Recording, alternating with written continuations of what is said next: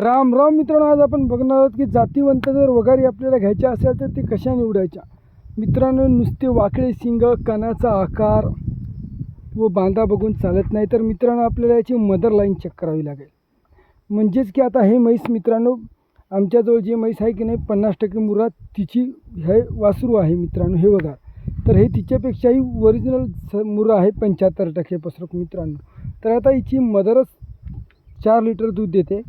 तर हिच्याकडून आपण अपेक्षा जास्त ठेवून फायदा नाही मित्रांनो. म्हणून म्हणतो, जेव्हा काही तुम्हाला असे जातीवंत वासरे घ्यायचे असतील तर मदर लाईन चेक करून घ्या. म्हणजेच की मित्रांनो, जे म्हैस 7-8 लिटर दूध देते किंवा 6 लिटरच्या वरी दूध देते 6+, तशा म्हशीचे वासरं तुम्ही घ्या मित्रांनो, खात्रीचे. अन्यथा वाकडे शिंग फावूनसुद्धा काही आपला फायदा होणार नाही. मदर लाईन चेक करून आपल्याला वासरं घ्यावी लागतील मित्रांनो. म्हैसच 3 लिटर दूध देत असेल तर तिचं वासरू जास्त दूध देणार नाही मित्रांनो, ही गोष्ट लक्षात असू द्या.